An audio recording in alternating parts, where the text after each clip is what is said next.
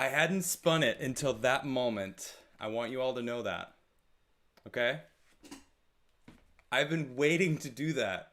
And it felt so good. Oh, it felt so good. What's up, everybody? It's back! Oh.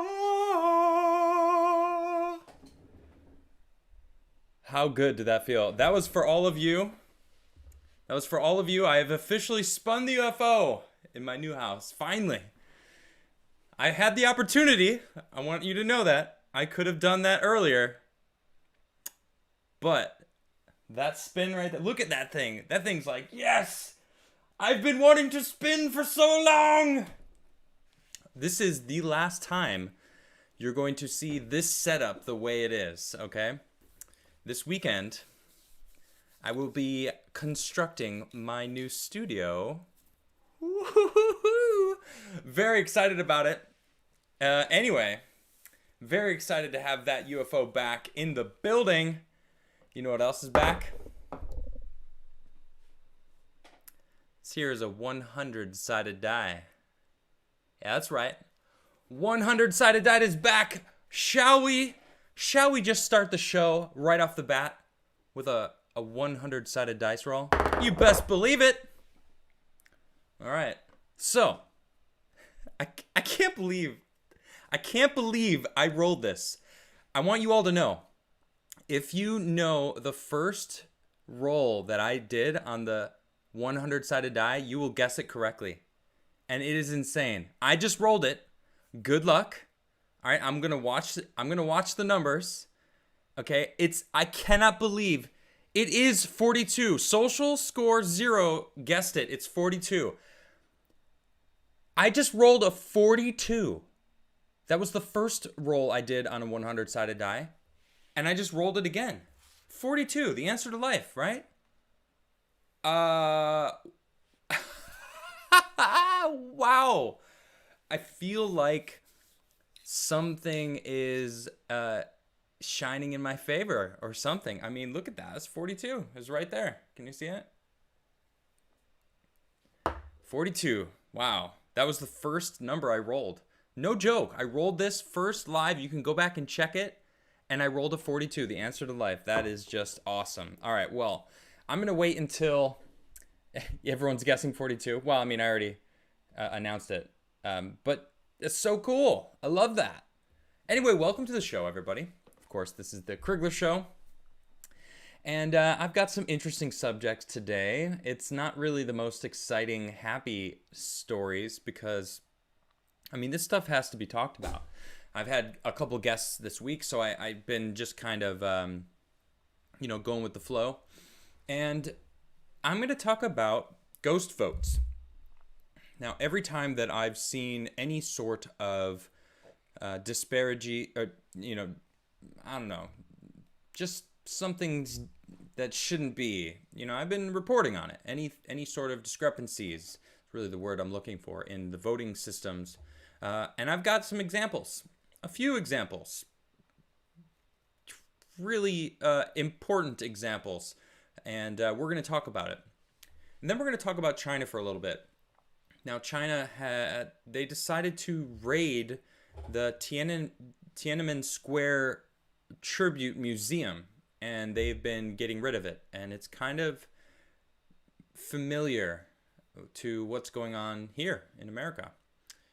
People should they've got to be aware. I don't know. So I'm gonna point out some similarities. Then I'm gonna talk about 9/11. Now, I don't know. 9/11 it's 20 years tomorrow, or is it tomorrow? Right? Oh, man, my week has flown by. So I know it's this weekend. I'm pretty sure it's tomorrow. So I don't know. I'm gonna talk about how some people didn't want Joe Biden to show up.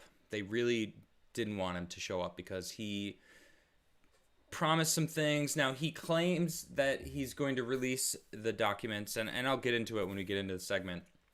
And he didn't release them. He said they'll be released within 6 months, which is kind of like a cop-out if you ask me. But it turns out he's going to New York to visit the memorial, even though all of the families asked him not to. So I'm going to talk about that, but I have a couple actual heroes that I want to talk about, that they're, the people that actually gave their lives trying to save lives that day. So, because regardless of what you think of it, it was a terrible tragedy, and, there were a lot of people that lost their lives trying to save people, and saved many people also. So, we are going to get into that. But how are you guys doing? How is everybody's day, their week? I hope you guys have a wonderful weekend planned, something fun, something exciting, maybe hanging out with someone you love, or hanging out with some family. Hope you love them. Hopefully they love you back. But anyway, I officially got my stuff. My house is an absolute wreck now. There's stuff everywhere. I'm a little bummed. One of my guitars was, it's not unfixable, but it somehow got moldy. I don't know. I'm really kind of bummed. But I am very, very excited to have my chair back. This chair, even though it's a little squeaky. But this thing, oh my gosh. I played a tune, and it was in tune.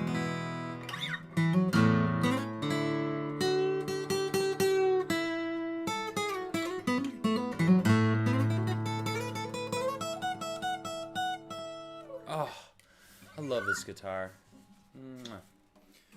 Anyway, I'll be playing some tunes later on tonight, of course, because it is Friday. You guys know what that means. Friday night jams. I actually have a new whiskey I'm gonna drop. Of course, I got one of my Crigler and Crigler whiskey shot glasses. This is seriously like over 120 years old. It could be 104 years old, depending, because the Crigler and Crigler whiskey ended in about 1717. So it could be as young as 104. So it's still pretty cool. $100 or 100-year-old shot glass. Anyway, I'm excited about it. So I'll have some of that later. Hopefully you guys are going to join me. Yeah, it is sad about my guitar. I know it is sad.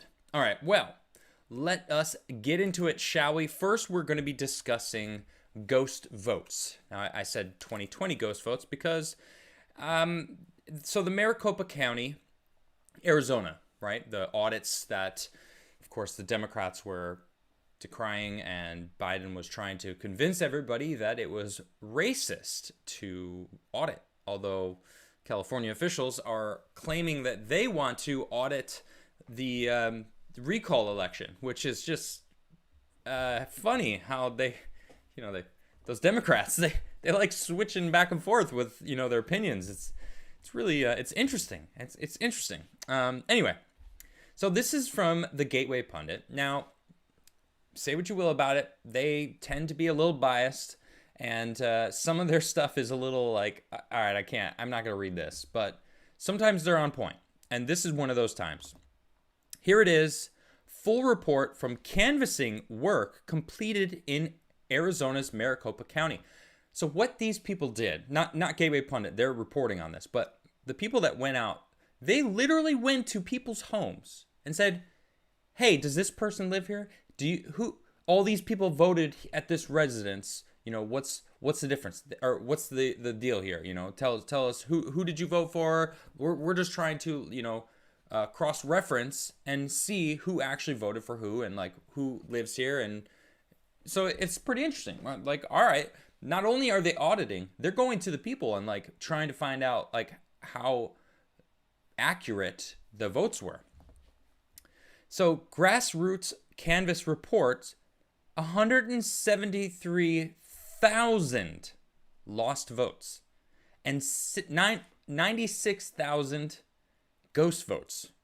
96,000 ghost votes. And they get into what it is. Lost votes are those votes where people voted, but their votes were discarded. Okay, wait. Hold on. That's right, 173,000 discarded votes. Ghost votes are those votes cast by someone other than the voter assigned to the vote. How is that legal? Wow. And dead voters accounted for a significant number of these anomalies. My. I mean, is anyone actually surprised? Is anyone actually surprised, huh? So this is a PDF that they get the report from, and I'm going to read this. This is from the Maricopa County Canvass, authored by Liz Harris. 2 primary categories of ineligible ballots and election mishandling encompassing hundreds of thousands of votes render the 2020 general election in Maricopa County uncertifiable. Wow, uncertifiable. An estimated 173,000 votes are missing or lost, as reported to our volunteers who went door to door verifying registration and voting information for thousands of residents. There are American citizens living in Maricopa County who cast a vote, primarily by mail, in the election, and yet there is no record of their vote, with the county, and it was not counted in the reported total for the election. Additionally, an estimated 96,389 mail-in votes were cast under the names of registered voters who were either unknown to the resident of the registration address or were verified as having moved away prior to October 2020. Other irregularities were uncovered during the canvass at a smaller scale, including votes cast by mail from vacant lots, votes recorded from residents who had not actually voted, etc. These results are a travesty to our democracy, constitutional republic, and our voting rights. In addition to impacted local races, such as Maricopa County Board of Supervisors District 1, decided by only 403 votes. Key statewide race margins are well within the numbers shown above. The presidential race was decided by 10,000 votes, 10,457 votes statewide. Hold on, I'm just going to go back up real quick. 173,000 lost votes. I'm going to keep reading this in a second. You know what this makes me think of? It makes me think that Democrats, they whipped up such a frenzy for an anti-Trump rhetoric, right? People hate Trump. Why? They don't even know why, because they're told to hate Trump. Excuse me, real quick. Haven't worn this in a little bit. I think it's fitting. Because I don't think I've ever believed this phrase more than I do right now. And I don't think... I think more people need to keep rocking these hats. Of course, I rock a beanie. You know what I mean? When's the last time you guys saw this? 173,000 lost votes. I think these people were like, oh, this is a Trump vote. Throw it away. I don't care about these people. Oh, these people don't deserve to vote. That's what they think. That's what those people think about us. I'm a Trump voter. I proudly voted for Trump.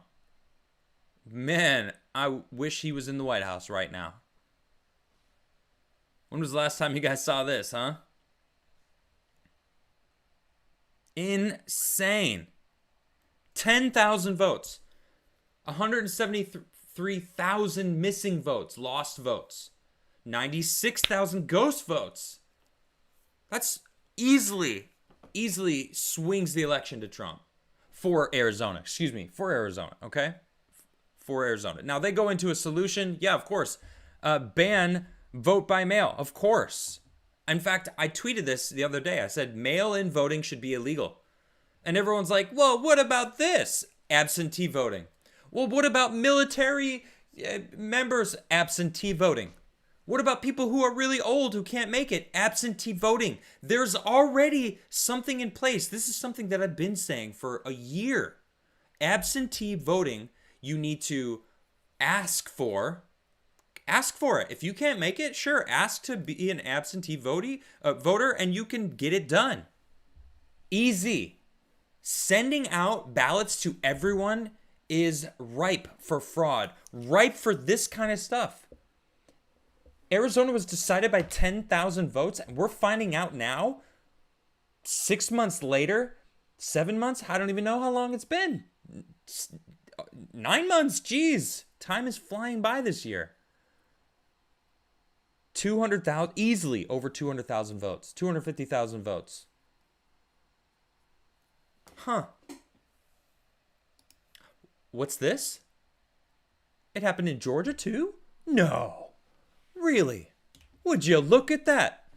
Undeliverable mail-in ballots in Georgia were double the official margin of victory. Interesting. Huh. So, in Arizona, swing state. Georgia, swing state. We already know Pennsylvania had some crazy stuff going on. How much of this are we going to find in Pennsylvania? What about Wisconsin? Michigan? Huh? Nevada? All these places that were like, well, is he going to win? Is he not going to win? I mean, what about the places that they weren't looking at? This is the states we were looking at. Well, let's read about this Georgia thing. An estimated 27,000 mail-in ballots in Georgia were returned as undeliverable by the post office during the 2020 election. What did they think it was going to be? It's a ballot. It's a mail-in ballot. Like, they look like ballots. How is it undeliverable? Where else would they go? Post office? Wait, why are we trusting the post office with this stuff in the first place? Please, someone answer this question. The post office has lost mail. I don't know if you know this. They're prone to lose mail. Wow. According to a research brief by a good government company, the number is more than double the margin of victory by 12,000 votes, which President Joe Biden won the state. 10,000 votes, 12,000 votes, slim, tiny margins. Dead of the night, fortified, as they had the gall to come out and say it, that they did. They fortified the election. I mean, I'm not making this stuff up. They said it. They wrote a whole article about they needed to get Trump out of the White House. They had to fortify the election, change the laws to make it happen. Wow. Well, thank you, Texas, for banning mail-in voting. You know, you got lots of time to vote in Texas. People are trying to say it's racist. It's insanely American. Free. People could go vote. You best get up off your butt and go vote. And if you cannot make it, if that's your argument, ask for an absentee ballot. I'm sick of this mail-in ballot stuff being just... that's the norm now. Why is it the norm? Why are we relying on the post office? Who sent back 27,000 mail-in ballots as undeliverable, which is just insane. Because it's not like people are scribbling the address. It's printed out.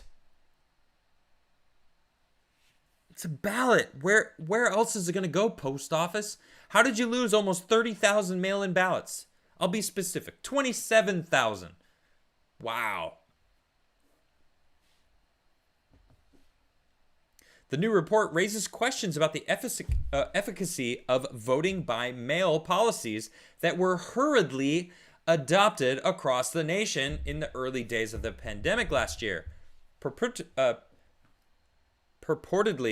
to arrest the spread of the CCP virus that caused the disease COVID-19.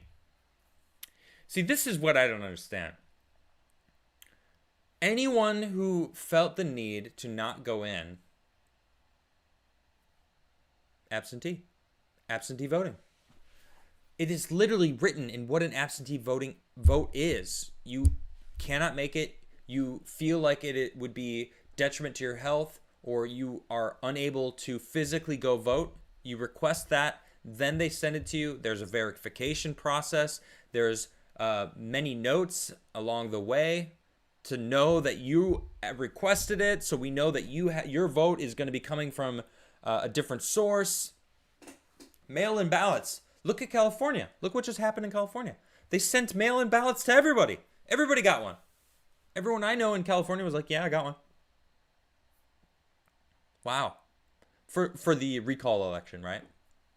But now we're seeing discrepancies all over the place because of that. Look at this.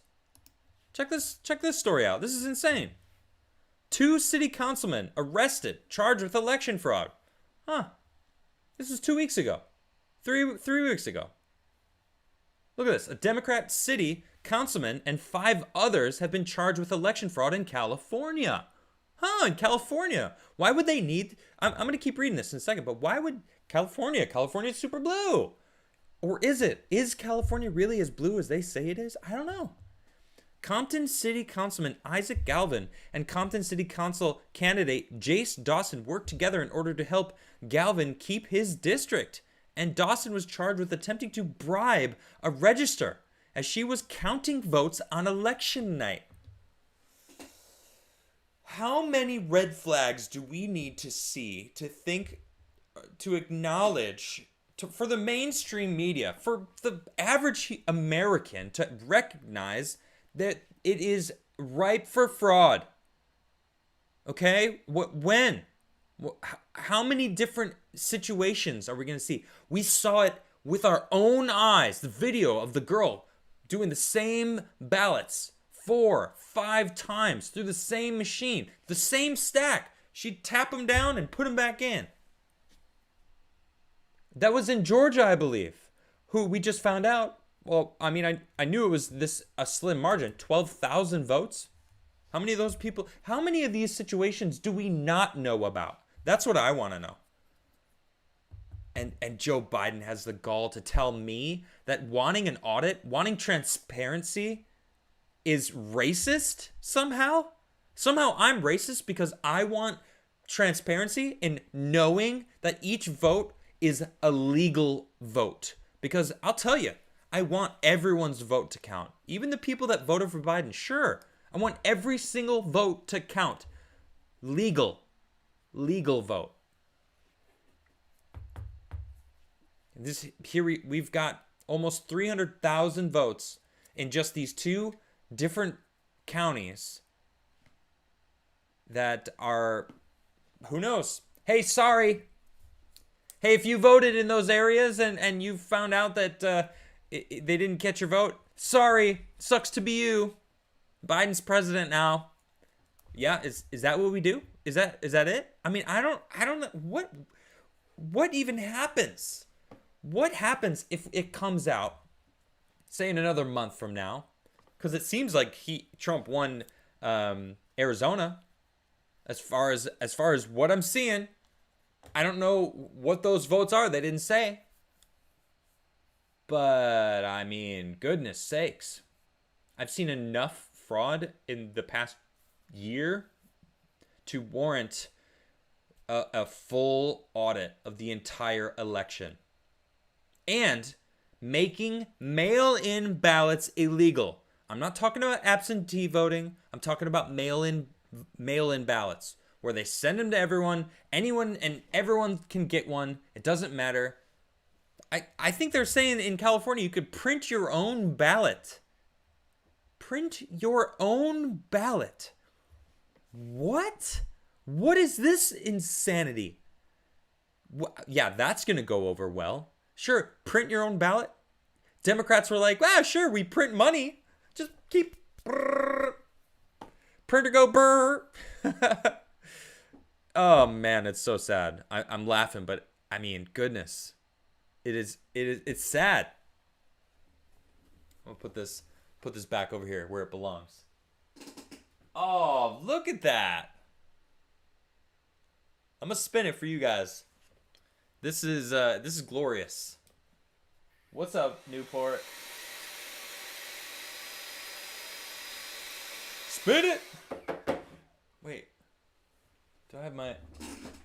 Oh, the bell. The bell has returned. All right, I'm so fed up with talking about election fraud or people being arrested for for fraud. I mean, it's election fraud. They literally got arrested for it. So, it is. The ghost votes, they might say, well, the post office lost the 27,000 votes. What are we going to do about it? Nuclear asks, where's Salty Bear? I'm looking at him. He's right over there. I'm just, wait, where'd he go? Oh, he's right here. What's up, Salty? You guys know Salty Bear, huh? Let's pull his American cape out. Yeah. America. Love that. That was sent, I think, to Timcast IRL the week that I was canned. And I think I was the only one in the house that was openly vocally supporting Trump at the time, and they kind of just gave it to me. So I was just like, yeah, this is mine now.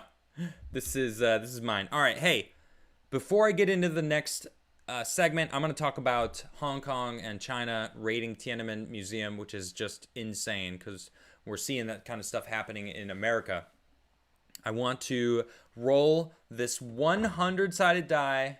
No, I'm gonna roll the 20-sided die. I'm gonna save this for later. I'm gonna roll the 20-sided die. You guys know the deal. 1 through 20. Good luck. This is for absolutely nothing. All right, absolutely nothing. No one will win a thing, but I will congratulate you. All right, I want you to know I will be excited for you. So good luck. Good luck. I'm gonna watch these numbers. I've got some super chats. Oh, I'll read them later. Hold on. All right, the numbers are rolling in. Hold on, let's see this. Okay, no one's got it. No one's got it so far. Get some water real quick. Hold on. All right, no one's guessed it. There it is. We got it. Scott Olean. I don't know how to say your last name, Scott. But congratulations, Scott. You won nothing. So save it up for something nice. Maybe go to the Nothing Mall and buy nothing for yourself or nothing for someone you love. Yeah. Buy your mother nothing. Because you should always buy your mother nothing. Or something. I don't know. Just tell her you love her. That's nothing. It's free, right? Costs nothing. Hey, Mom, if you're listening, I love you. All right. Let's move on, shall we? Let us talk about China. Yay! Woo! All right. Now, the reason this is crazy what's going on here over in China. But we're also, so I don't know if you saw, Robert E. Lee got his statue removed and cut in half, and they cut him in half, and underneath the monument, they planted a time capsule, and it is just, I call it a safe space capsule. You know what? I forgot about this part of it, but I'm gonna show you guys, because it is, I just, these people are so clueless when it comes to most things, I think. Let's see. So I see this though, and well, the removing of the statue is more what I'm referring to, right? What are we really removing? Are we removing hate? No. I mean, are we removing history? Yes. That's what they're doing. They're removing history. They're getting rid of anything that reminds people of standing up. Here it is. So here's the time capsule. It's going to be placed under the Lee Monument. Once the 1890s one is removed, it was designed by sculptor Paul de Pasquale, who designed the Arthur Ashe statue. And there it is. But here's the table full of stuff. We've got this image of Black Lives Matter ballerina, a 2020 National Geographic with George Floyd. You are not alone. I mean, this Stop Asian Hate, really? I thought they gave up on that, which is a shame. You know what? It's a safe space. It's a really, really safe space for all this. Of course, they went on to say that it was there was a bunch of LGBT paraphernalia and stuff, just different things for that.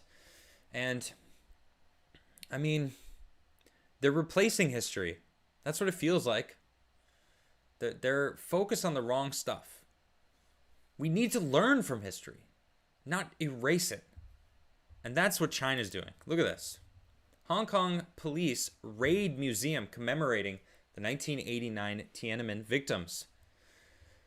See, they raided the premises of the closed June 4th museum dedicated to the victims of China's 1989 crackdown of pro-democracy protesters in and around Beijing's Tiananmen Square.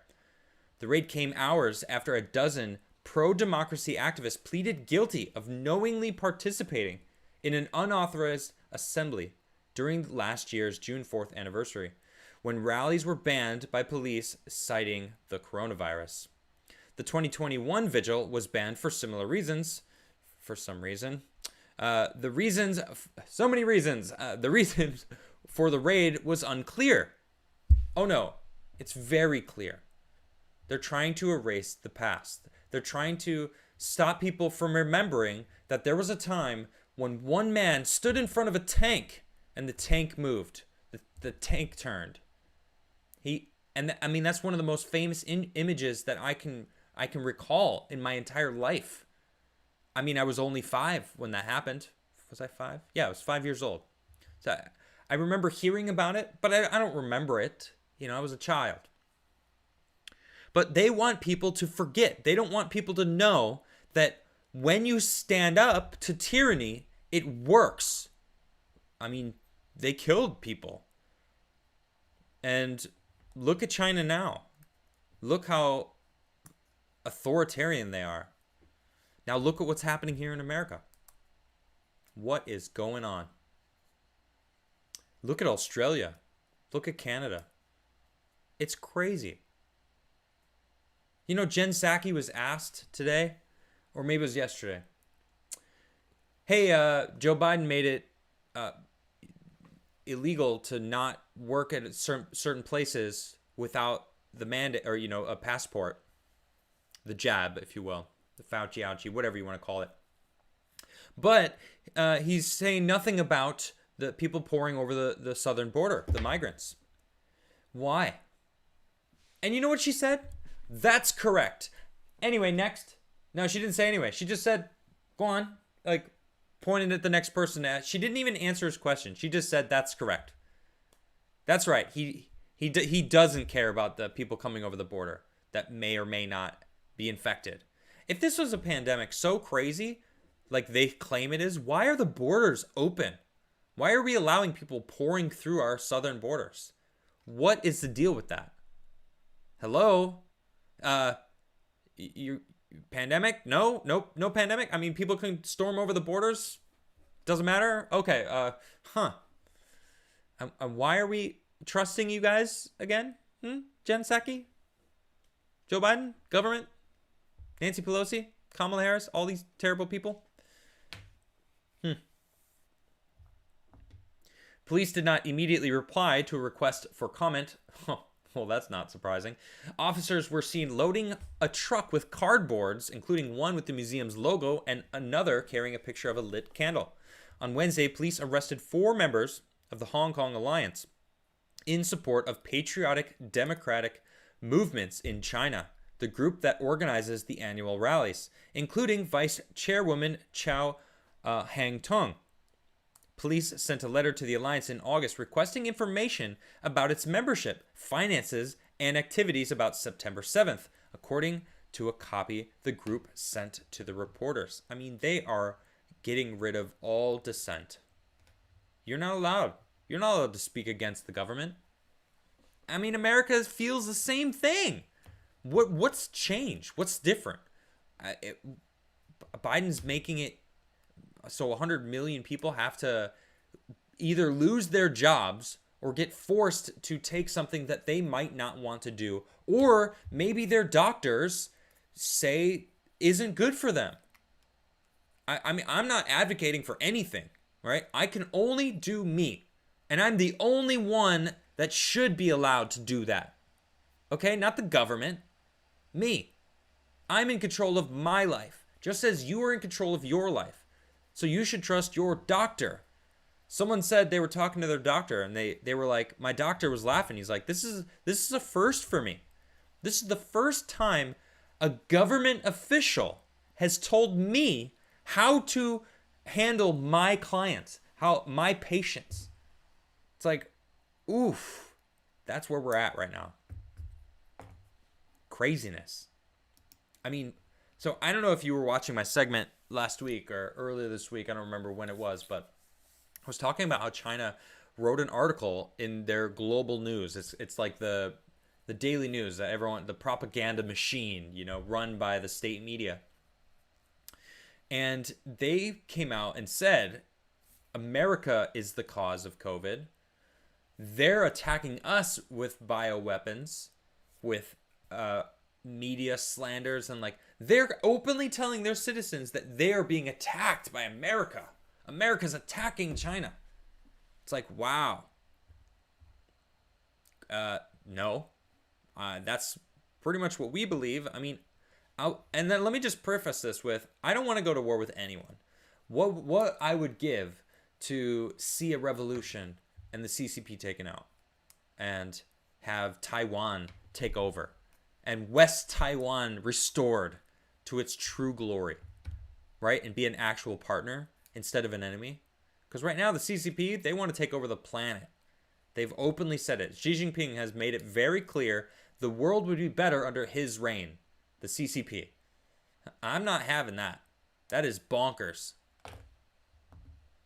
Now we got Navy info chiefs getting into battles with Chinese journalists over a destroyer in the South China Sea, which is international waters, by the way, China. The top Navy official and editor of a Chinese state-run newspaper traded digital quips Thursday, a day after a Navy destroyer cruised past a disputed reef in the South China Sea. Navy Chief of Information Rear Admiral Charlie Brown, it's really his name, and Global Times editor-in-chief Hu Zhijin, sorry I don't know how to say that, got into a back and forth on Twitter over the USS Benford's pass within 12 nautical miles of Mischief Reef in the Spratly Islands. This is his response. Hopefully, when Chinese warships pass through the Caribbean Sea or show up near Hawaii and Guam one day, the U.S. will uphold the same standard of freedom of navigation, Hu tweeted. That day will come soon. Okay. I was like, oh, all right. But then saying that day will come soon, that sounds an awful lot like a threat. Are you threatening us? Chinese state-affiliated media? Is this just one guy? Does he stand alone? Or does he know something?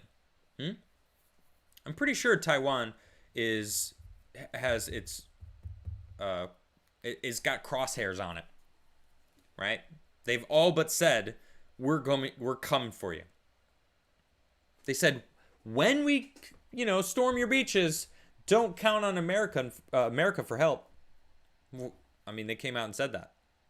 It's pretty bonkers. I'm just gonna leave this here.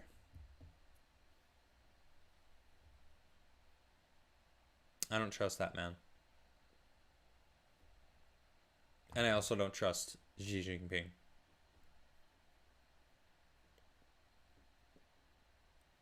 Sold us out, Joe. I believe that. Anyway, let's move on, shall we? All right, so now I want to talk about 9/11. I want to talk about some of the heroes. I'm going to talk a few different... I'm going to talk around 9/11, not exactly what happened. I think we all know what happened. It's been 20 years, right? There's been some tragedies that I've reported on over my life, and one of them was 13 service members being killed a couple weeks back, and I was crushed.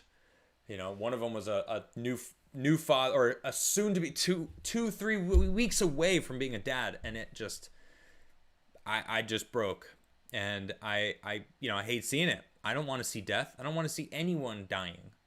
Of course, death is a part of life. I've been around plenty of death. One of my best friends in high school died at such a young age. Terrible tragedy. And then my own uncle got shot in his chest and murdered in front of his entire family. Like I've dealt with some heavy stuff in my life. So death is something that comes for us all eventually, you know. And 9/11, regardless of what you think of the conspiracy theory, who caused it, whether it was whether the FBI helped or not, which we'll talk about it. The tragedy of it remains that there were people that died that day that shouldn't have, that were innocent, that didn't do anything to the people that caused this, whoever it may be. And it was clearly caused by, extremists, right? But before so there's a few different angles I'm going to be talking about it. And first and foremost, I want to talk about how Joe Biden was asked not to show up. Don't come, the family said. Kamala Harris, famous lines. We don't want you here. They didn't want him because he claimed he was going to release the documents, unclassify them, or declassify them rather. You know, all the 9/11 papers, the information that they have. And of course, he waited until last Friday, that's right, just a week ago, to declassify them. And are you able to read them now? No, he gave it 6 months. So they have 6 months to release the information. And that's such a cop-out. Had he came right into office and said, boom, one of my promises. I mean, coming through with any one of his promises. The dude was on live saying last year that he won't be mandating anything if he becomes president, vaccine-wise. And we all know how that went. But that's different. He waited until a week before, after they were super angry at him, and asking him not to come because Joe Biden, it was a disgrace to them. He lied. He went back on his word. And then we have this too. Son of 9/11 victim tells shameful President Biden not to show his face at Ground Zero Memorial after botched Afghan withdrawal. It's nonstop. We don't have to get into that, but it's like, I don't think there's anyone there that actually wants him there. There's countless families. I've read so many different articles about how the families of the people that have died there do not want him there. They do not want Biden there. So, of course, this is from a couple days back. Biden's to visit New York City on the 20th anniversary of 9/11. Then Shanksville, then Pentagon. They're doing their rounds. Getting those photo ops. Got to go to those places and make sure that they are seen mourning. Biden doesn't care about these people. Jill Biden doesn't care about these people. No. I don't believe them. I'm sorry, I don't believe them anymore. I don't believe you Democrats. I think you guys lie. I think you manipulate. I think you want communism. I think you're trying to... You might be working for China, you might not. I don't know. But I don't trust you, bottom line. This is bonkers that these people are actually just going to do it. They don't care about what these families asked. If he really cared, he wouldn't go. And he would make a statement saying, look, I waited too long. I did release the papers, but all of these families have requested I don't show up, and I'm gonna respect them and not show up. But I wanted everyone to know it's not because I don't want to go. It's because I respect the people that are mad at me for going against what I said. I did release the papers, but they got to wait 6 months. They wanted it before the 20th anniversary. That was the whole point. And he didn't do it. That's what he should have done. But instead, no, you got to go get your photo op, don't you? Goodness sakes. He plans to fly into the Big Apple around 9 p.m. Friday and stay at a Midtown hotel overnight before joining holding a ceremony at 9/11 Memorial and Museum at 8:30 a.m. Saturday morning, according to law enforcement sources and the White House schedule. He'll commemorate the anniversary of the tragic events with a moment of silence at 8:46. The minute the first plane crashed into the North Tower of the World Trade Center, the sources said, "Oh man, that's so sweet of you, Biden." I'm sure all of the families are going to be focused on that and not focused on the fact that you do not care about them and that you're just openly disregarding all of their feelings for your optics. Such a shame. This man should be ashamed of himself. He does not deserve the seat of the President of the United States. I'll tell you that.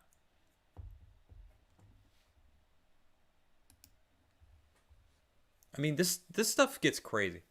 Now I want to talk about who did it and why. I mean, I think we know why. We were warned. There was a famous Afghani that was killed, I believe, the same day or maybe the day before, because he was trying to warn America that the attacks were coming. But now we're seeing a shift. Virginia public schools to focus on Muslims as victims in teaching about 9/11 on attacks of the 20th anniversary. That's right. They're talking about how Muslims as a whole are taking the heat for it. They're not differentiating the fact that they were extremists that made the attack, not Muslims as a whole, but they're claiming, well, everyone now hates Muslim. No way, that's ridiculous. Freedom of religion in this country. If you're Muslim, good for you. Like, I'm proud that you have something that you can, that helps you in your life, okay? These attacks were based on extremists. And they were, hold on, I just want to get the word correctly. Islamic jihadists is like the more accurate attempts. So the video is narrated by a hijab-wearing woman, Amira Dekur, who describes herself as a professional lecturer, School of Education, American University, and Paragon Education Consulting president. My goodness, what a tongue twister. This is it. They're just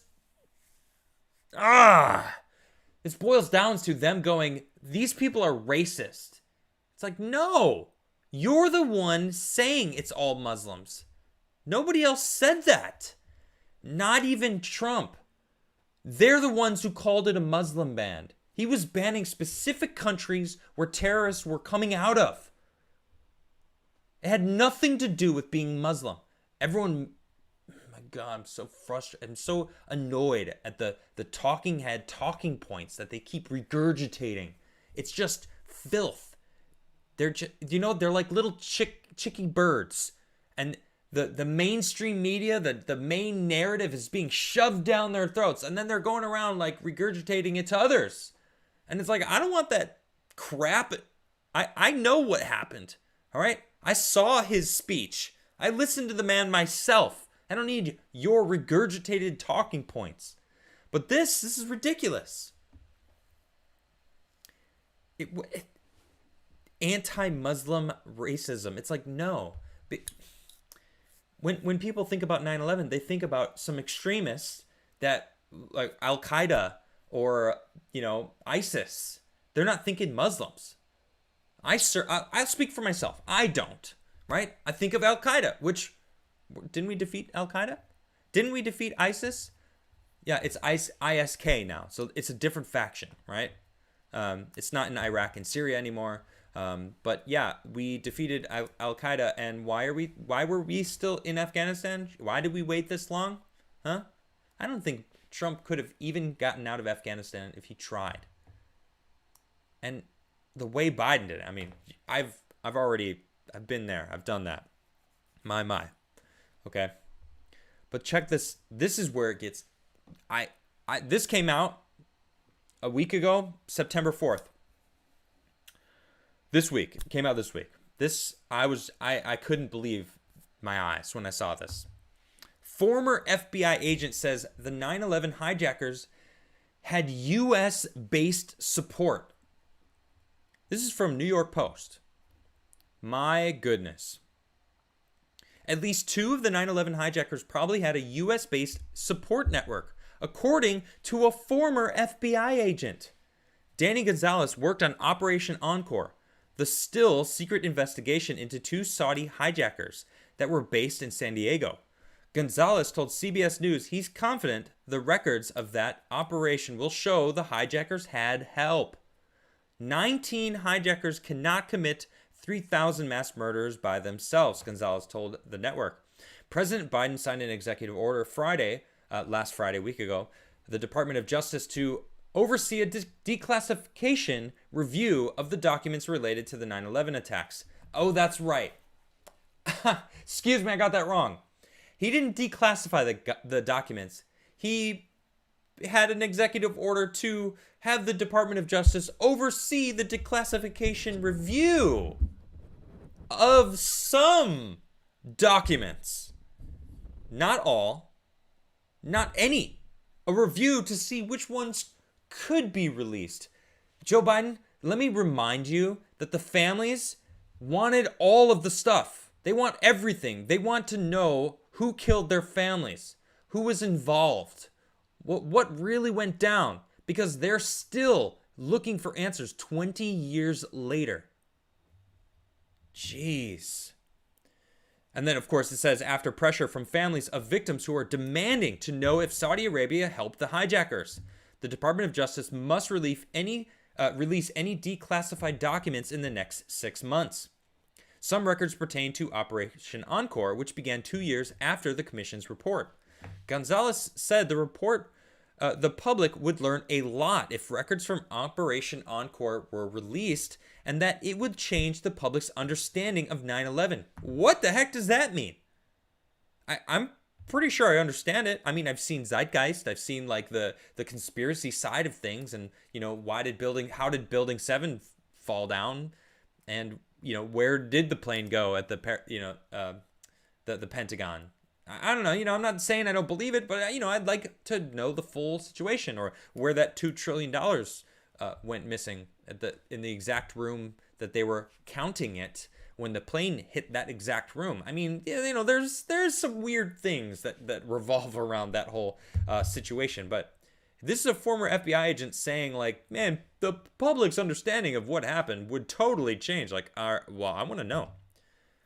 But he continues. He said 2 hijackers, Nawaf Hazmi and Khalid al-Mihdar, were helped by a number of Saudis, including Omar al-Bayoumi.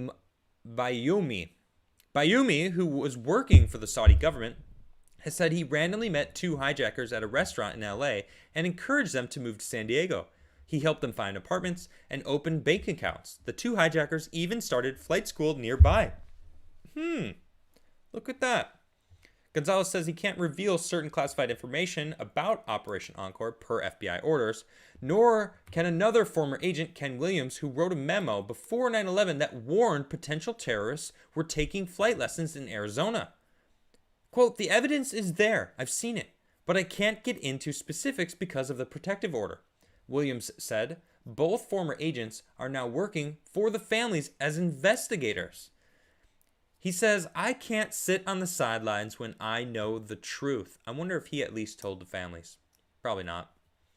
He'd probably be taken out. The 9/11 families are suing Saudi Arabia, though the Saudis deny official involvement, and the 9/11 Commission report found no connection. The Commission report also found that Bayoumi was an unlikely candidate for clandestine involvement with Islamist extremists, and said that there was no credible evidence that he believed in violent extremism or knowingly aided extremist groups. You know what? All this makes me think is Joe Biden's botched withdrawal of Afghanistan, and Jen Psaki saying it was the biggest airlift in history. In fact, it wasn't, okay? I believe that was something to do with India. I don't remember exactly. It was like 1998 or 1988, or it was in the past, and it was like 150,000 people or something, some crazy amount. But what they're not adding into what when they're saying largest airlift ever, they're not talking about a lot of these people aren't vetted.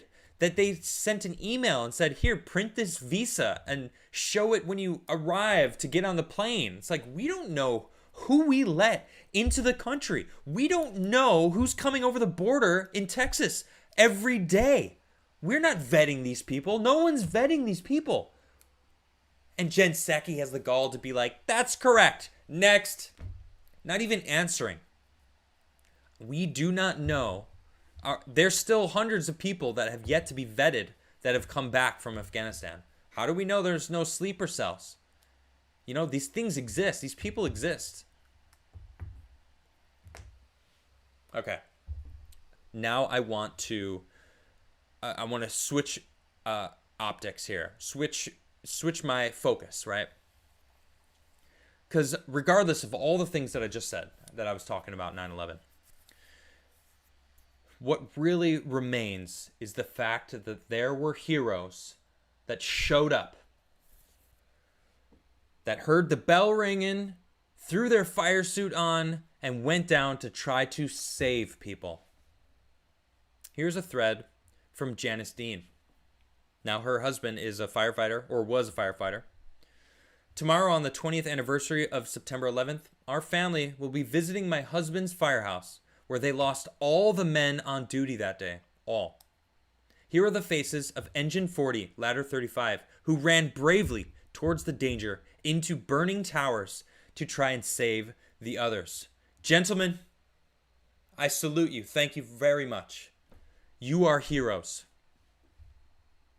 Ken Bracken, Captain Frank Callahan, Michael D'Oria, Bruce Gary, Jimmy Giberson, Lieutenant John Ginley, Michael Lynch, Dan Marshall, Stephen Mercado, Vincent Morello, Michael Otten, and Michael Roberts. Thank you very much, gentlemen, for your sacrifice. Thank you for rushing into those fires to try to save people. And you lost your lives, but I appreciate your service. You should be remembered. Not all these conversations on who did it. These are the men that we need to remember. She continues. Here she wrote their names out. And you could see them. Actually, this is the day that they were scheduled.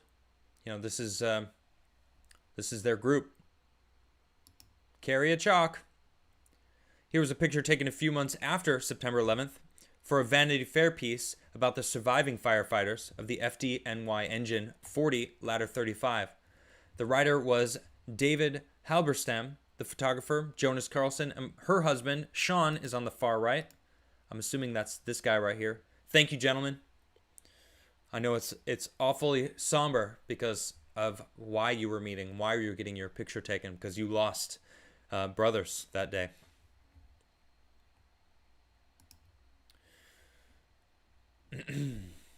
Our friend Ray Pfeiffer is standing next to him on the left. We lost Ray to 9/11 related cancer, but he fought while he was sick to ensure fellow first responders would have access to health care. Man. Ray Pfeiffer, thank you, sir. Thank you for your service. Thank you for your sacrifice. I'm going to get him. Here we are. Look at that man. Thank you, sir. I appreciate your service. We miss him, but his legacy lives on with his family and Ray Pfeiffer, FDTN. Let's see what that is. A foundation. Nice. Nonprofit helping first responders sick from 9/11 with medical needs not covered by insurance. 343 members of the FDNY made the supreme sacrifice. 343 of heroes died that day trying to save others. 257 have died of the World Trade Center illnesses since then. They continue to honor those lost through 2 decades of vigilance and precautions against terrorism. God bless them, their families, and the fire department of the New York City. And you know what? And shout out to Jon Stewart. I don't know if you know this, but he fought the entire time to get these men the service that they need. Look, I'm a taxpayer. I pay my taxes. I would much, much rather pay for the health insurance of these heroes than pay for Taliban to have weapons, billions of dollars in weapons. Huh? Just me. You know, I like to speak for myself. You know, what I would do, what I can't speak for others, as most people should speak for themselves, and just that. But I would much prefer my money go to these brave people who have lost their lives or are still sick from 20 years ago.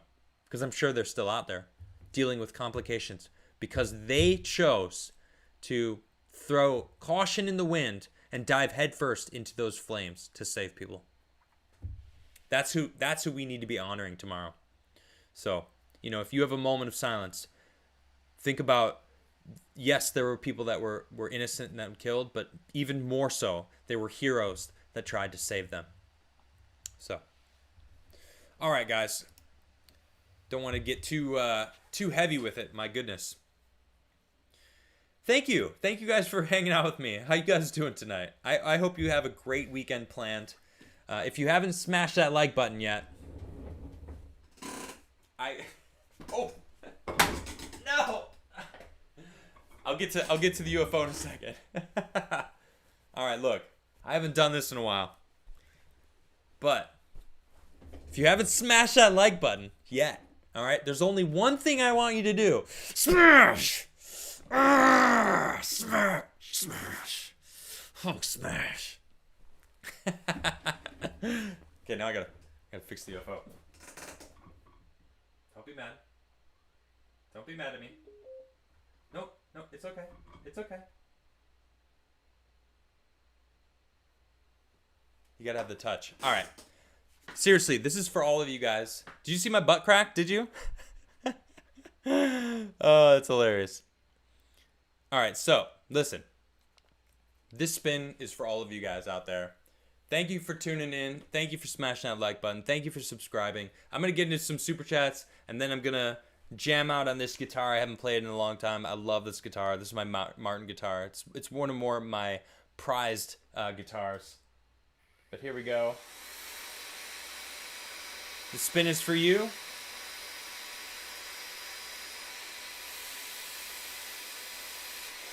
Woo! Look at that Newport spin. Oh, yeah. You know what? I got this new, I haven't tried this. This is called High Coast.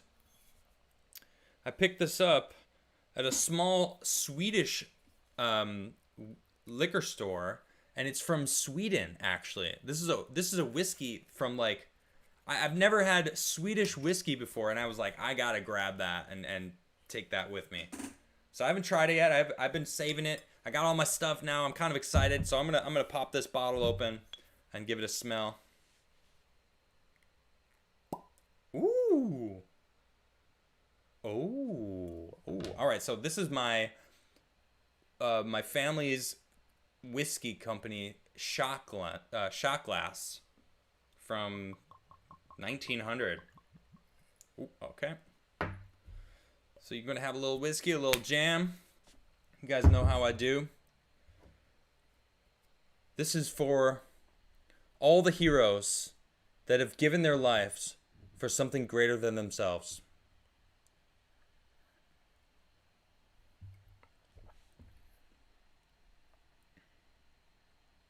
That's really good. All right, let's get into some super chats. I'm fairly certain I saw a super chat come and go. If I had to guess, it's probably Robert Wiles. How you doing, Robert? I hope you're doing very well. I hope your mother is doing better, and I hope you're doing better as well. Let me find these super chats. Hey, remember, guys, I have the 100-sided die. It's back, the 100-sided die. Very excited. Robert Wiles, of course, it is you first. He says, I hope this makes Betty smile and Diana Francesco smile. I'm doing better. My mom is as well. Thanks for the kind words. May everyone be blessed. Great news, everybody. He answered what I was hoping, that he is doing better and his mother is doing better as well. That's great to know. All right. Mr. Squiggles says China. China. Orange Mad. Ethan with a $10 super chat says, "You okay, man? You seem pretty down yesterday. Also, please play Torn Photographs. Love the show." You know, I haven't played that song in a long time. I will play that. I will play that. And yeah. I am doing good. You know, I go off the energy of my guest. Yesterday, I had Julia Song on the show. She's great and very excited to have her on the show. But she was very quiet, and she's been through a lot. I know I've read a lot more about her life than what we talked about yesterday. It felt like she summed it up, where she actually wrote an article that really got into, like the nitty gritty, the details, Pardon me. But yeah, I'm totally fine, Ethan. Thank you very much, man. Yeah, I'm good. Red Mage with the $20 super chat says, "Just got back from a week-long trip from Kansas, I think, KS, and the coffee that you and the community sent for my birthday arrived." Awesome, Red Mage. That's so great. Thanks so much, guys. Looking forward to trying the Catalyst blend since I've only had the Gamers blend so far. That is so dope. I love to hear that. It's I in fact just got a new bag of coffee, a 5-pound bag, because I know what I like. I like the Catalyst blend. That's my babe. I mean, that's the one that I personally designed for myself, because it's my coffee company. I drink the Catalyst blend. That's my jam. That's my jam.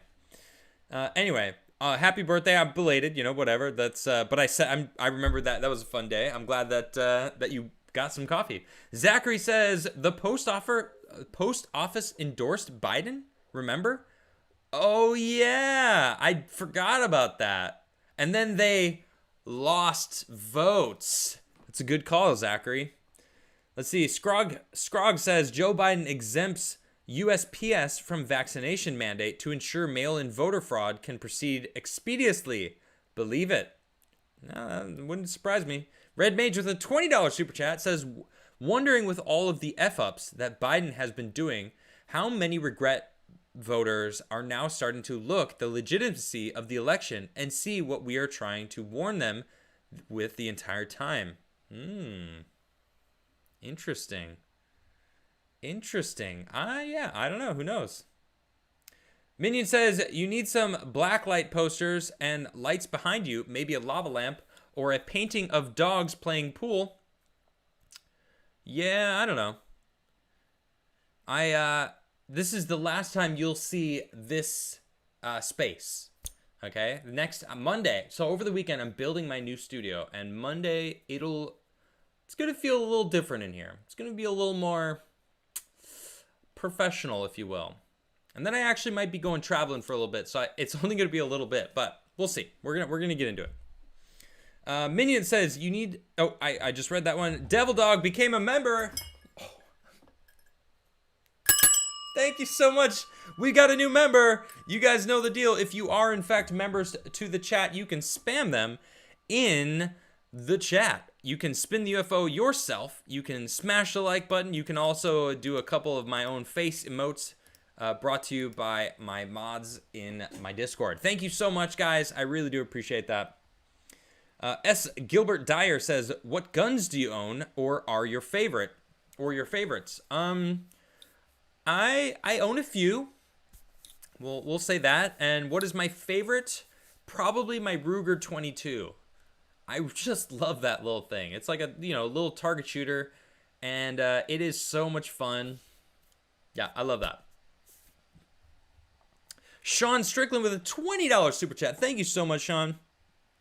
"Destroy history, and the people forget who the enemy is, and everything becomes unclear what your beliefs are and why you care. Look at Afghanistan. Those people have had no history to believe in, so why fight? A lot of men were running away." It's a good point. That's a good point, Sean. They didn't have anything to fight for. I'll let everyone know I had tacos for dinner, so I'm like, woof. Gotta drink some more water. Hold on.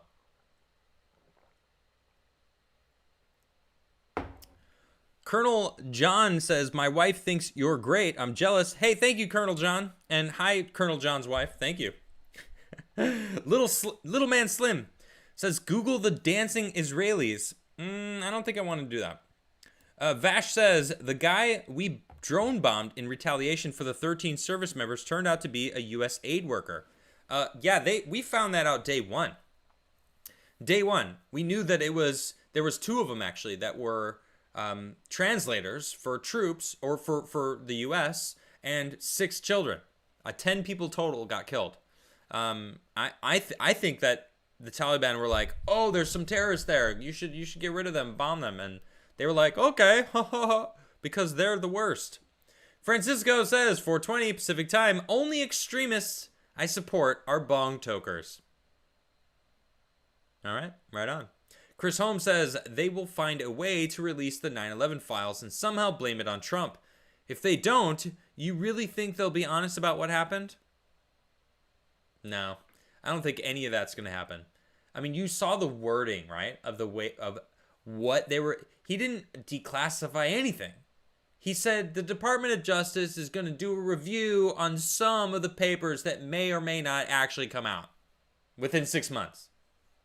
Thanks. Cool. Yikes. Mao Demighty says, never forget, Building 7, the first responders have serious health concerns now. They were told not to wear masks in Ground Zero. Makes my blood boil. Absolutely insane. Insane. The Last Crow. If in doubt, ask thyself, am I an anti-science racist bigot? It's disgusting and continues to get worse. I can't imagine what's further down the line. Same here, Crow. Same here. Darth Vader, what's good? Says 170,000 Indians from Kuwait during the 1990 invasion of Kuwait. Oh, that's the airlift.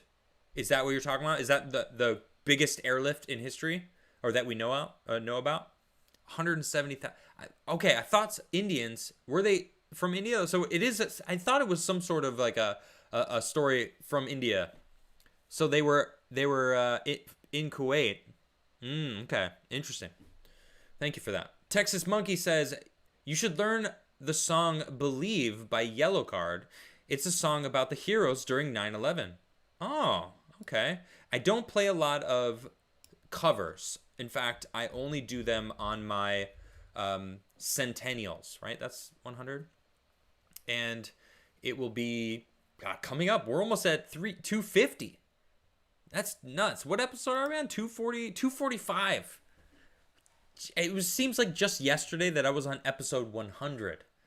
Now I'm on episode 245. This is amazing. And honestly, it's all thanks to all of you guys, because you support me, you show up for me, and I'm super grateful for all of you for doing that. Thank you very much. Here's to getting to 500. Can you imagine that? I'll be there one day. I can't wait. Yeah. Oh, it's funny. Someone just did in chat. He said, here's your 9/11 report. On September 11th, 2001, redacted, Afghanistan, redacted, Bin Laden, redacted. Seems pretty accurate. Robert Wiles says, I don't have the money, but you sent a $10 super chat. I appreciate that. He says, but I had to. When we forget history, we are doomed to repeat it.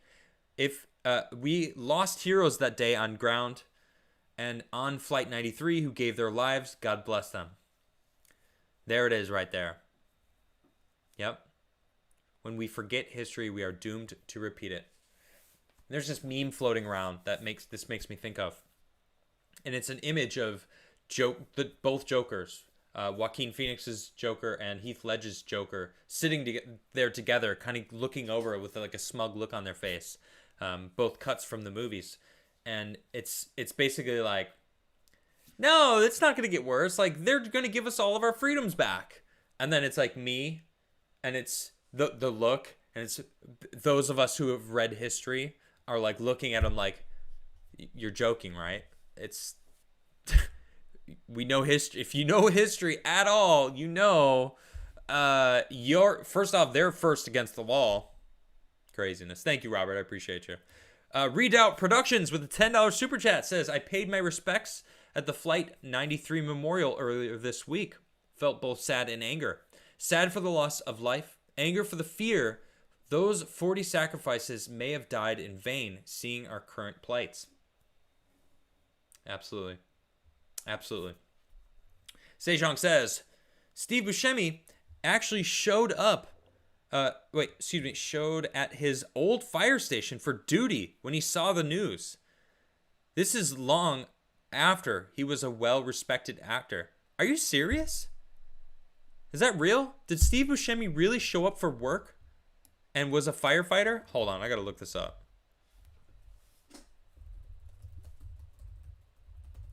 That'd be incredible. The story of how Steve Buscemi returned to his old firefighter job on the tragic day. Wow. I didn't know that I could like him more. Okay? I really like Steve Buscemi. Okay, I like him a lot.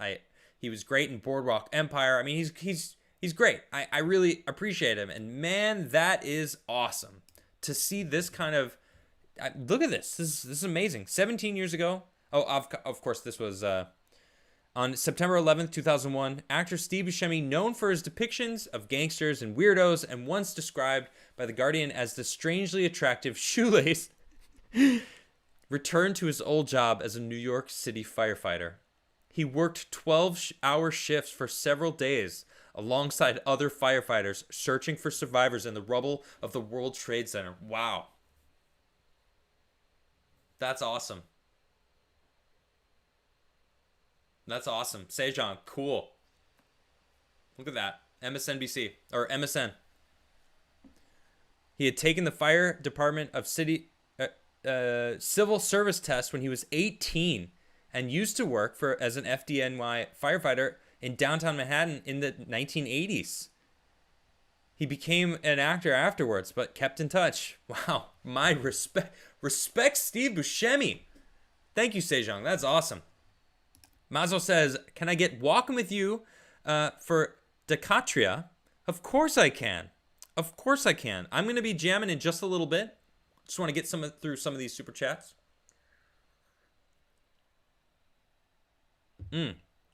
Oh, man. He was also in, what was that movie? It was one of the first movies that I saw from... movies. I haven't been thinking movies. I haven't been in that side of my brain. It's got cobwebs all over it. What is that name of that movie?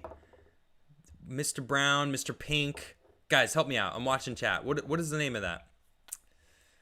Jeez, I can't think of it. Oh, it's on the tip of my tongue. Oh, I can't think of it. I'm going to be watching. You guys are going to spam in chat in a second. I'll get back to it. Devil Dog Cog says, chat, run for Congress in your districts with me. I know it's scary, but your alternative is to leave the uniparty in power, America or them. Reservoir Dogs, that's it. Thank you. It was Reservoir Dogs. Yeah, awesome. Oh yeah, he was the creep in Con Air. Yeah, really creepy actually in that one. Yeah, Reservoir Dogs, what a great movie. Man. Mr. Deeds, oh yeah. That's funny. Awesome. Yeah. Thank you, chat. Thank you, guys. You guys are the best. Jack McCarthy says, Velma and I look forward to playing video games and listening, especially on Fridays. Rock on and keep being you, Adam. Hey, thank you, Jack. And also you, Velma. I appreciate both of you. Right on. I wonder what you guys are, what you're playing. You kind of look like a goblin or maybe a Viking with a big beard. I don't know. I can't really tell what, maybe World of Warcraft, if I had to guess, or a WoW player. Yeah, I'm just guessing. Just basically 100% on just your profile picture. So, let's see here. You know what? I love what Devil Dog said. I'm going to read his super chat again if you guys missed it. He said, chat, run for Congress in your districts. I love that. I love that. Take over. Let's take that system back. Sticky Icky Ricky says, who will Phil McCracken? Yeah, that's funny. I had to read it because I I did lean over and probably show my crack. But it's alright. I got a big ass. What can I say? Ooh, someone says, I'm playing some MTG. Hey, Traversy, I'm actually going to be... So the dice cam, right? So I'm going to set up a dice cam in my new studio so that you guys can audit the dice rolls, all right? I believe in transparency, all right? Even though I think you guys trust me with my dice rolls, I still want to show you that you can trust me anyway and have full transparency. So what I'm going to be doing is I'm going to be mounting a camera down onto the table and making a dice cam. And I'm also going to be using that to play Magic the Gathering. Oh yeah, with some friends. It's going to be good. Let's see. Smashing Random Keys. Hey, what's good again? How you doing, mate? Can you start your deep dive series again? Please do, William Reich. I don't really know who that is, but I will check him out. Let me take a gander at that. I do miss doing my deep dives. I've been very preoccupied with fixing things around my house, doing my I don't know, researching and trying to spend time with Niche, and just, you know, I've been doing a lot of traveling also, so it's kind of like I'm balancing a lot of stuff. So let's see. Schlumpe says, CCPB trippin'. I'm looking for the 69 roll. All right, this is the first request. Now, I'm not going to be watching for if anyone guesses it. I'm only looking if it is a 69. It's not a 69.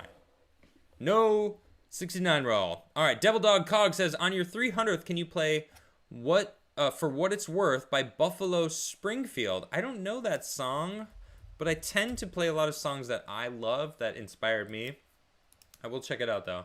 Chris Holmes says, dare I say the U.S. government did 9/11? I mean, you said it, and I read it. John Curry with the $10 super chat says, Adam, glad to see you're bad, especially since that little kid hacked your show last week claiming to be you. Well, thanks. I'm so glad to be bad, or I don't know. Yeah, it's okay. No worries. I don't even... Did you mean to say back? It doesn't matter. All right, so I've got a few requests. I got Walking With You. I've got Torn Photographs. I started playing a song last week that I totally flubbed the lyrics because I hadn't played it in so long, but then I was like, it was bugging me, and then I remembered the lyrics, and I was like, all right, I gotta finish that song.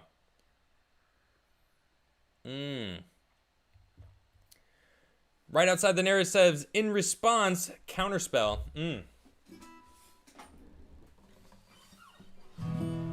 Well, it is Friday. You guys know what that means.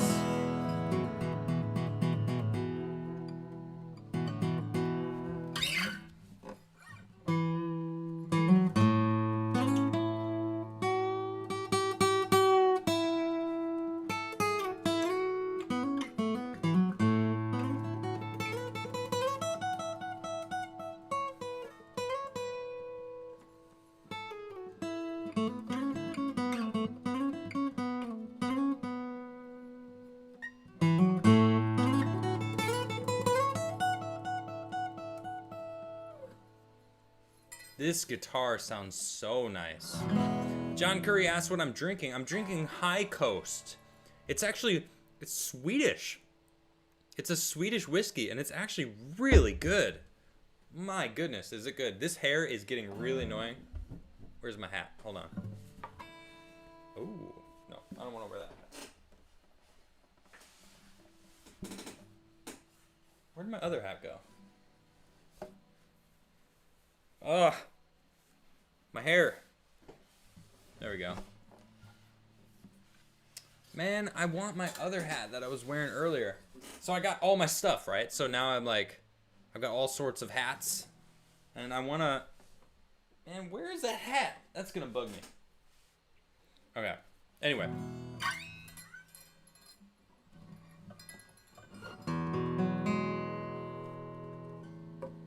Hold on, let me check the tuning.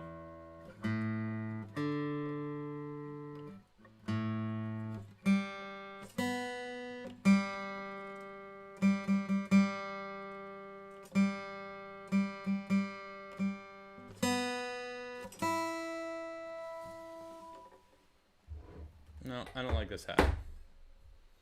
Seems annoying.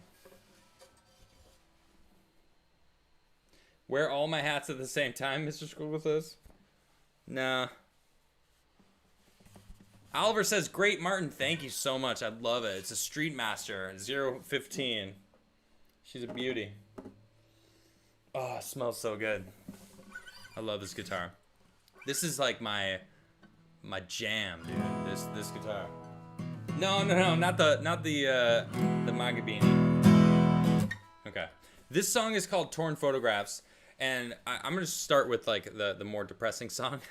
But I wrote this song for a friend of mine who was going through a breakup, and I was kind of hanging out and listening to her talk to a few of my other friends, our mutual friends, and I was just I just had a guitar in my hand, and I was listening to her. She was crying, you know, talking about you know, her experiences, and I just kind of came up with this guitar riff, and I painted a picture in my head, and this is the song that came out of it.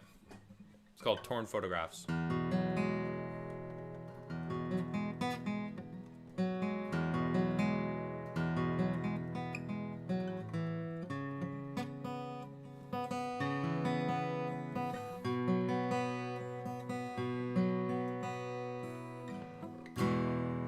Come home late, I get the feeling you're still here. Don't you remember all of those things I did to prove to you all I wanted was a little something in return.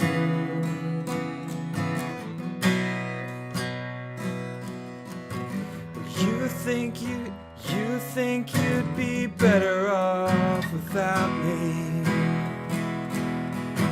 Well, baby, all I wanted was for you to be happy. I guess I'm all out of luck, 'cause you were my everything. And now I'm all torn up because now you're gone. And obviously I'm alone with my thoughts and old torn photographs of distant smiles on the floor as you walked out the door.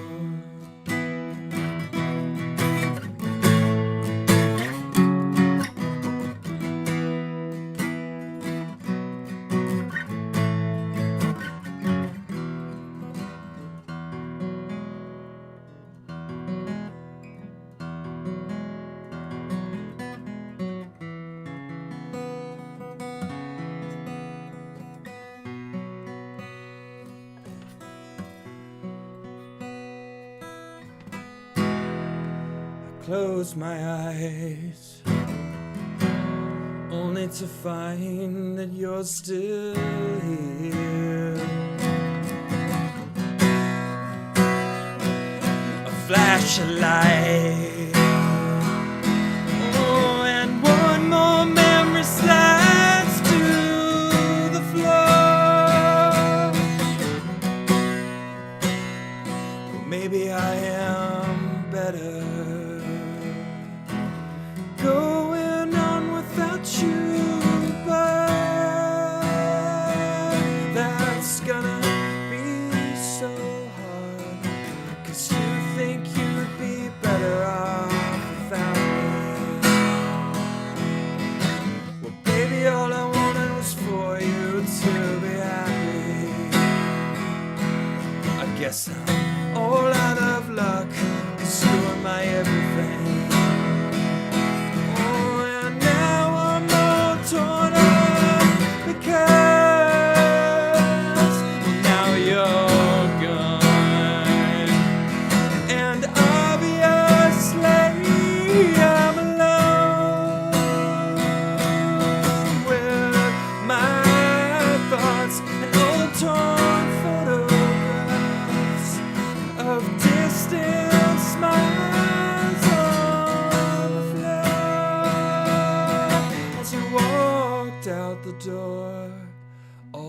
pain that you caused me when you walked out. It didn't stop me from putting all those pieces back together to see your face just one last time.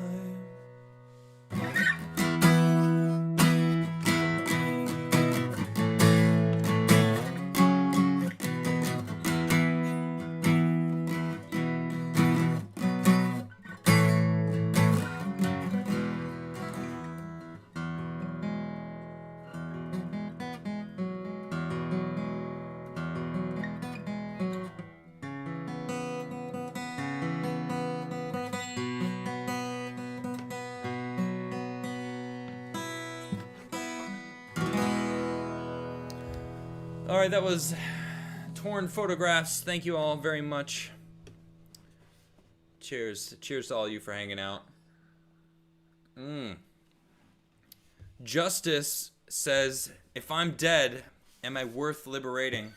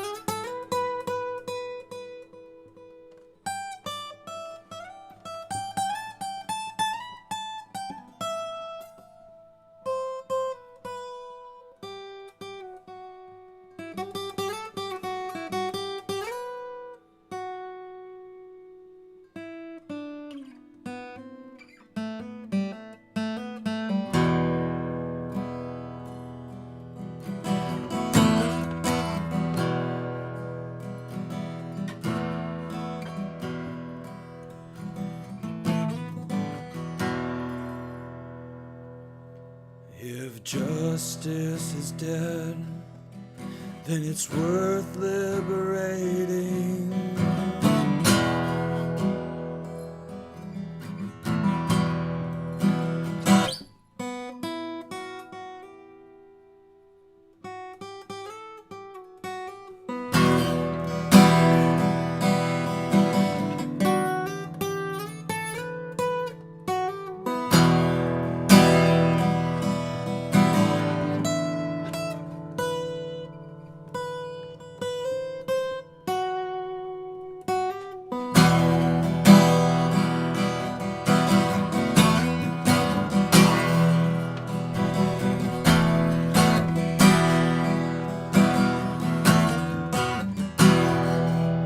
And these are my thoughts for you.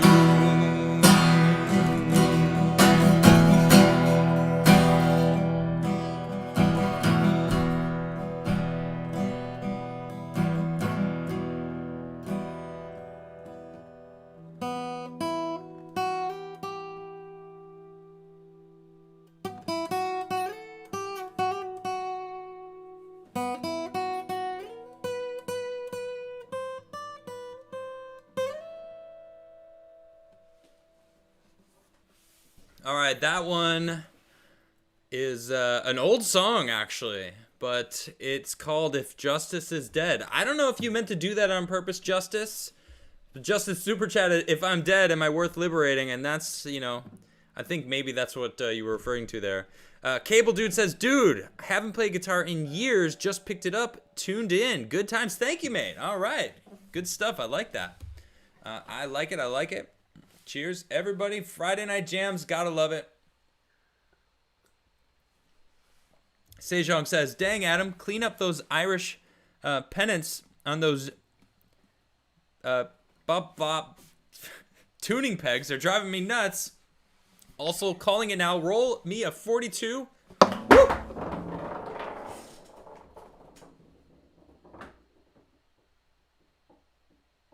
It's still going. going. It's not a 4. Hold on, I gotta go find out what it was. Oh! Okay. It's not, it wasn't a 42, I'm sorry.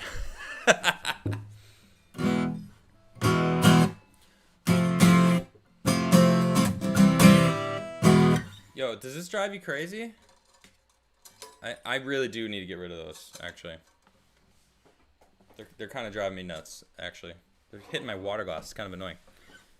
Clean up my room. Yo, you guys, wait till you guys see your... Oh, clean your nuts. Yeah, alright.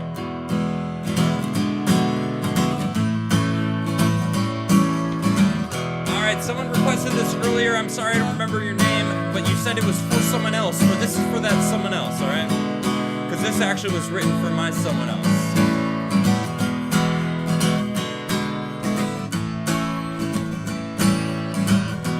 Took a walk tonight with my love, and all the cats are in the streets. Like us, they're trying to find the way home. Yeah, face life and land up on their feet. I'm talking about them little things that make you sing and feel alright, a natural high. Shining rain, a fresh coffee to start my day, and I'm just glad I found my way home with you.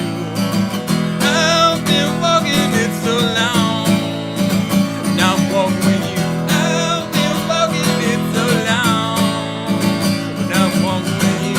I've been walking it so long, now I'm walking with you. I've been walking it so long. Sunsets along the colonnade. All good dogs and bad are on their way. Like us, they're trying to find a peace of mind. Yeah, face life and its insanity. I'm talking about them little things that make you sing and feel alright, a natural high.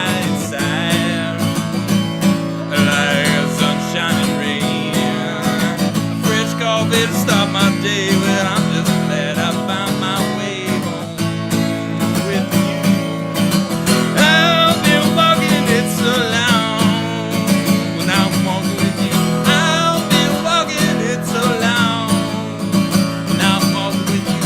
I've been walking it so long, now I'm walking with you.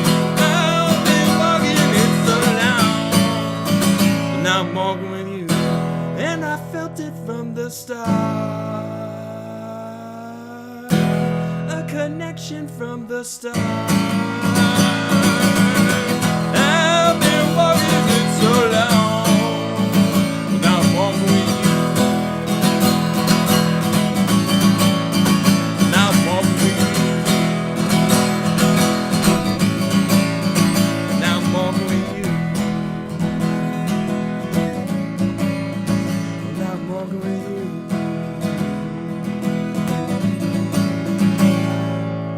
Sectus Gaming, I see you over there, my friend.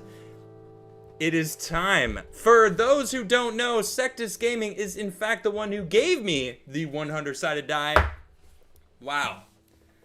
Now, listen here, Sectus. He says, with a $7.69 super chat. Oh, is it time? Okay, Sectus, I have yet to roll a 69, and you're in chat, so I know you're in chat. You just super chatted me. I owe you about 20 rolls for the 69. All right, so because he's here, because I know you're here, you just super chatted me, I'm about to roll them for you. Or, bear with me now, you can wait until I set up the overhead camera, and I'll have this next week so that you can actually see the die. All right, and that's up to you. What do you want to do? Do you want me to roll them all right now, and I'll do it? Or do you want to wait until next week when I'll have the overhead cam? What do you think? You guys could literally watch it. with me. You can watch it. I'm waiting for Sectus. Sectus says, let's go, let's do it, let's go! All right, let's do it. All right, here it is. This is for all the marbles, or maybe just the 69 marbles. All right, so this is it. Here's roll number 1. 65. Ah! All right, roll number 2. We got an 18. Number 3, 83. Number 4, 23. So that was a rolly one. 64. Oh!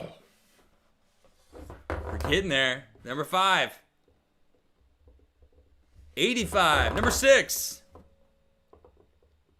we go. We're rolling the 100-sided die. 26. Here we go. Wait, stop. You want me to stop? Keep playing? Nice cam. Wait, hold on.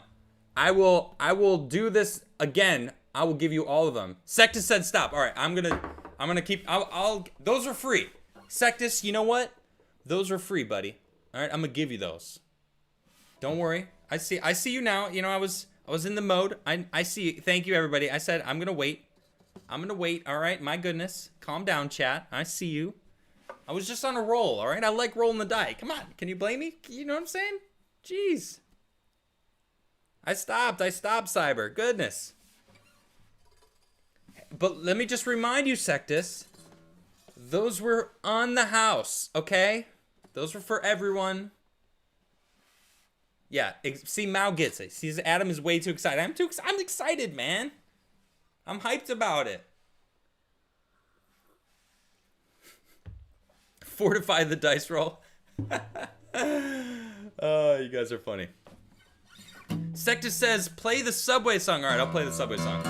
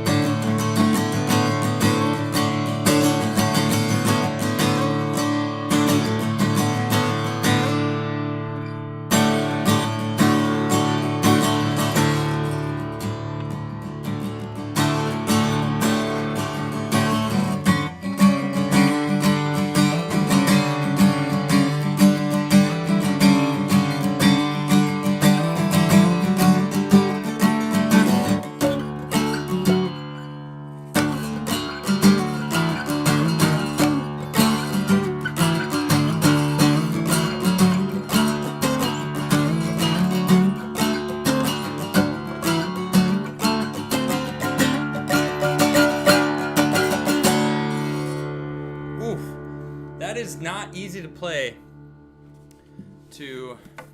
without a thingamajigger. Oh, snaps. Okay, guys. Darth Vader just dropped it like it's hot. $35 super chat for, you guessed it, a winning dice game roll. Thank you, Darth Vader. The dice has been rolled. Congratulations. Good luck to somebody. This is for an actual bag of Crigler coffee. Go. Thank you. He says, for the dice roll to give a bag of coffee. Dice hype. All right, let's do this, people. Good luck. Have fun. Cheers to Darth Vader. Thank you all very much. All right, I'm watching the numbers. This is for an actual bag. Wow. Some Jackash. Yo, Jackash, you won. It is one. Congratulations. You just won a bag of Crigler coffee. Congratulations. Thank you to Darth Vader. All right. All you got to do is go to criglercoffee.com, pick out whatever coffee that you want, and send me an email at the Crigler Show at gmail.com. And yeah, congratulations. Awesome. All right, so I also discussed with my homies. Now, if you are international, we can't send coffee to you. But what we are going to do, instead of spending the money, because we can't do international, but what we'll do, we're going to honor the winners, and that money will go to 22 Until None. We're just going to put it right to that charity. So future reference, I know we were doing like only American people in America can get it because of that. So instead, wherever you are, if you are international, we're just going to be donating the money in your name. So it's kind of awesome. You still get something out of it. Ryan says they're really trying to force Ian to be the likes guy on Timcast IRL. It's kind of cringe. Also, rock on, brother.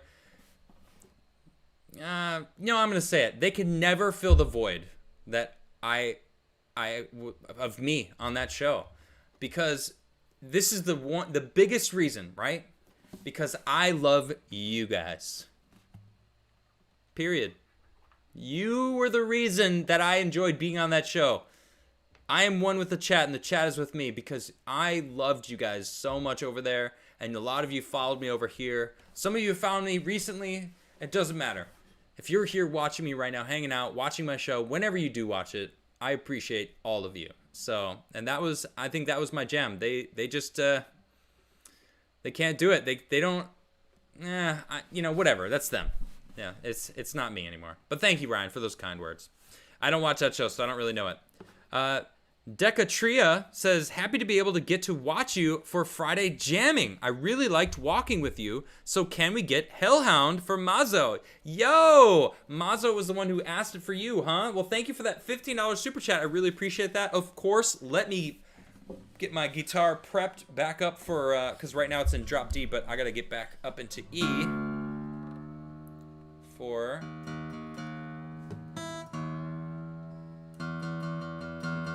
Melancholy Hellhound. Here we go.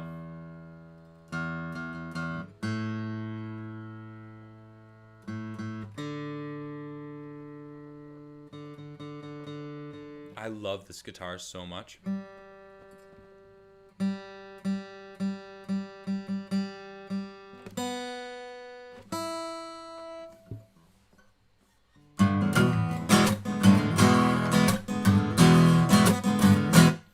Well, I don't want your money, I just want some wine.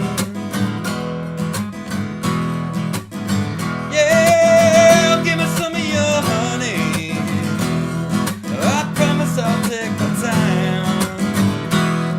Oh, welcome to the heartache, it always feels the same.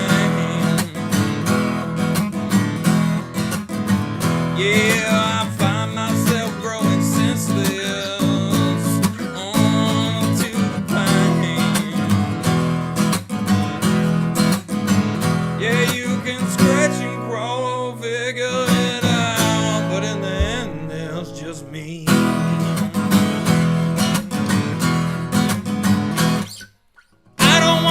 pity, and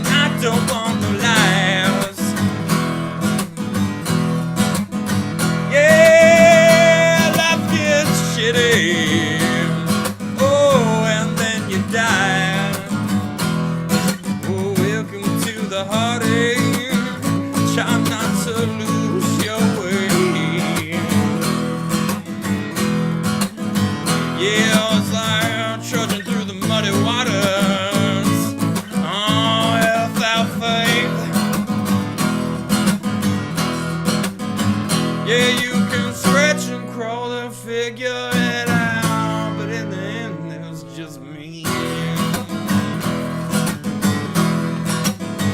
Oh, yeah, I still get that feeling, yeah, of judgmental eyes. Only difference being, it's just not worth the time. Yeah, 'cause I welcome all the heartache. Yeah, it brings tears to my eyes. Oh, those tears remind me I'm alive. Alive. Yeah, you can stretch and crawl to figure it out, but in the end, it's just me. Woo. Yo. All right. Chat says, happy Friday. Thank you, chat. I appreciate you, mate. Darth Vader says, do one more coffee giveaway, but this time make it the D100. All right. See, the problem with that, Vader, is I could be sitting here watching the numbers, and I actually upload my show to as in podcast form as well. So I'll just be watching the numbers scroll by. You know what? I could play like maybe a song. I'll play like a, I don't know, something while we do it. I'll roll it. You know what? The dice has been rolled, everyone. Good luck. This is a 100-sided die. Okay, so whatever. I'm going to honor it. All right, Darth Vader is giving away another bag of coffee. Congratulations to somebody. Good luck. This is a 100-sided die here. Eagles Tower with a $50 super chat. Wow. Well, I had to call off work tonight. I accept the consequences that only affect me, my choice, my risks, my right to choose, just like choosing not to take the jab or wear a mask. It looks like I can stay for the whole stream tonight. Eagles Tower, well, thank you so much. I really do appreciate that. Holy cow, I just saw someone guess the number, and it is like right off the bat. My goodness. All right, look. I'm pretty sure you've won before. Dan Smith. This is you. You won. Amazing. I can't believe I just saw this. Awesome. You won Dan Smith Studios. Dude, didn't you win a bag of coffee already? Dan Smith? Let me just double check. Do me a favor. Tag Montana Horseman, or maybe just tag me so I can see it. Dan Smith's 440 Studios. Look, if you did win a bag of coffee already, all right? I'm waiting for you to respond. Because if you, in fact, did win a bag of coffee, all right? Thank you, Eagles Tower. I see you. You said you're welcome. I appreciate you, mate. Thank you so much. It's great. So, Dan, you have won before. What I want you to do, okay, give it away. Who's going to get it? You get to choose. You've won a bag of coffee. I want you guys to, I want to spread the love, all right? I know it's kind of, I know, what do we do? Do we keep giving, if someone keeps winning? It's kind of awesome. What do you think, chat? Should I give it to Dan, or should I let Dan give it to someone else? What do you guys think? And Dan, what do you think? I want to hear what everyone thinks here. Huh? Eagles Tower just became a member. Hey-o, Eagles Tower, huge super chat and becoming a member. Thank you so much. I love that. Dude, awesome. You can now spin the UFO in chat. You know what? Hold on. I almost forgot that I can actually spin it again. He said he won. Yeah, I thought so. What does he want to do? What does he want to do? You want to keep it or give it to someone else? Patrice said share the love.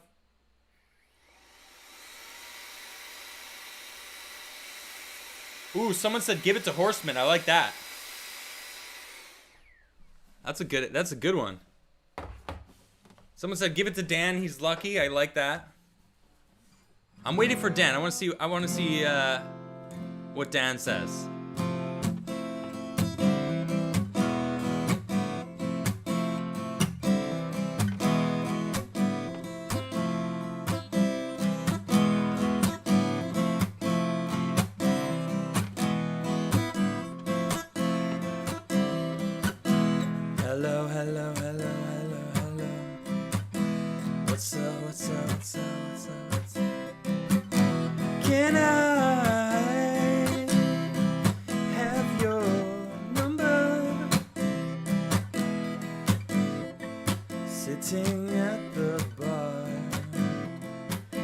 sitting side by side.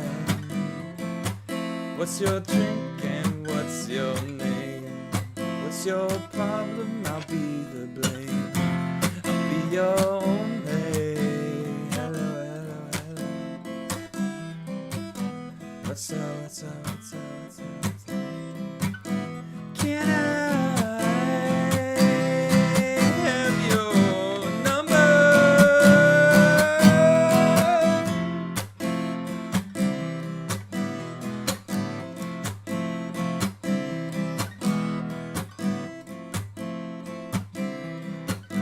So goodbye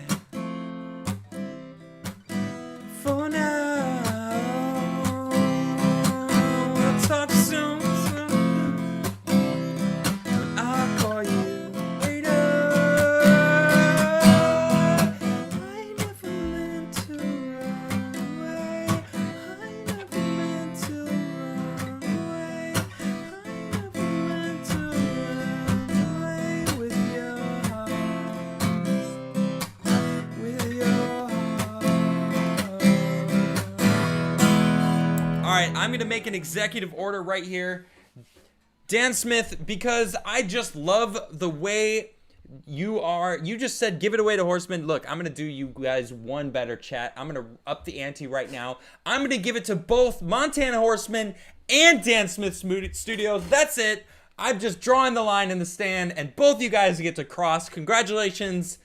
It was awesome. I mean, it was a 100-sided die, and you guessed the number, and you were so awesome to give it away. You deserve a bag of coffee, Dan Smith, and Montana Horseman, you just deserve a mug and a coffee, man. So look, I'm gonna hook you guys both up. That's the bottom line. No one's gonna change my mind. That's what it is. Executive order has been done. That's right.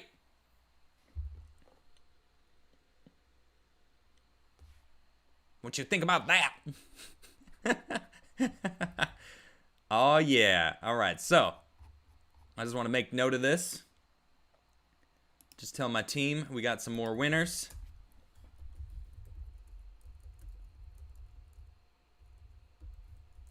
Montana, I'm pretty sure you know how to give me your information, right?